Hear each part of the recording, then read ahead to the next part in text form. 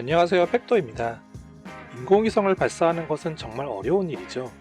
그런데 인공위성을 무려 1만 개나 띄워서 인터넷 서비스를 제공하겠다고 하는데요. 하지만 지금도 이미 위성 인터넷 서비스는 존재하고 있죠. 그렇다면 이것은 무슨 차이가 있는 걸까요? 가장 먼저 생각할 수 있는 것은 인터넷 속도가 훨씬 빠르리라는 것이겠죠. 이것은 맞는 말이기도 하고 틀린 말이기도 합니다. 왜냐하면 전송 속도와 지연 시간이 조금 다르기 때문입니다. 흔히 인터넷 속도라고 하면 보통 전송 속도를 의미하고 지연 시간은 별로 중요하게 생각하지 않는데요. 하지만 위성 인터넷에서는 지연 시간이 매우 중요합니다. 예를 들어 영화 한 편을 다운받는데 5분이 걸린다고 가정했을 때 지연 시간이 1초인 경우와 3초인 경우가 있다면 어떻게 될까요? 당연히 영화를 다운받는데 5분 1초가 걸리거나 아니면 5분 3초가 걸리는 차이가 생기죠. 이렇게 보면 별로 문제가 될 것이 없어 보이는데요.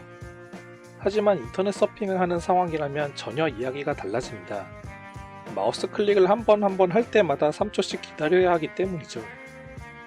인터넷 뉴스를 보고 있는데 일일이 3초씩 기다린다면 얼마나 답답할까요? 현재 인터넷 통신 기술은 점점 발전해서 이제는 광 케이블을 사용하기 때문에 매질 때문에 약간 차이가 있긴 하지만 거의 광속으로 인터넷 신호가 전송되죠.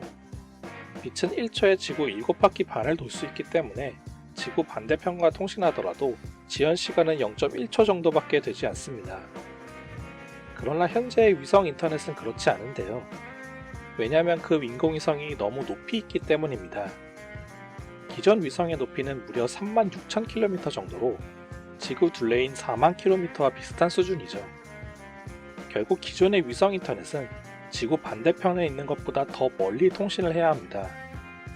그래서 스페이스X의 일론 머스크가 만들고 있는 위성 인터넷은 매우 낮은 높이의 위성이 있는데요. 따라서 기존 위성보다 지연 시간이 매우 짧기 때문에 평범하게 인터넷을 할 수 있게 되죠. 그러면 기존 위성 인터넷은 왜 그렇게 높게 띄워놓은 것일까요? 그것은 기존의 위성 인터넷이 정지궤도 인공위성을 사용하기 때문입니다. 인공위성을 띄워놓기 위해서는 가만히 있지 못하고 지구 주변을 계속 돌고 있어야 하기 때문인데요. 그런데 지구 자체도 자기 스스로 돌고 있어서 이 두 속도를 서로 절묘하게 맞춰주게 되면 지구 입장에서는 인공위성이 가만히 정지해 있는 것처럼 보이게 됩니다. 만약 더 가까운 위치에 인공위성을 띄워서 정지해 있지 않게 되면 문제가 생기는데요. 움직이는 위성을 지구 입장에서 보면 달이나 태양같이 계속해서 떴다가 지기 때문에 인터넷이 되었다가 안 되었다 하는 상황이 반복되겠죠. 이런 상황을 막기 위해서는 위성을 여러 대를 띄워서 교대로 사용해야 합니다. 그러나 위성을 하나만 띄우는 것조차도 매우 어렵고 비싼 기술이라서 여러 대를 띄우는 것은 지금까지 시도하지 못했던 것입니다. 게다가 위성의 높이가 낮으면 낮을수록 필요한 위성의 개수가 점점 더 많아지는데요. 위성이 낮으면 지구에 가려지기 때문에 신호를 보내줄 수 있는 범위가 작아지고 위성끼리 신호를 보내기도 어렵기 때문이죠.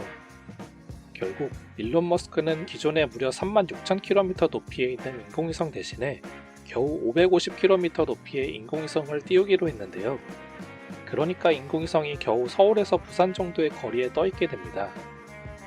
지구 크기에 비례해서 보면 지구에 딱 붙어있는 것이나 다름없겠네요. 이제 일일이 광 케이블을 연결하지 않아도 지구 어디서나 인터넷이 가능한 시대가 오겠습니다.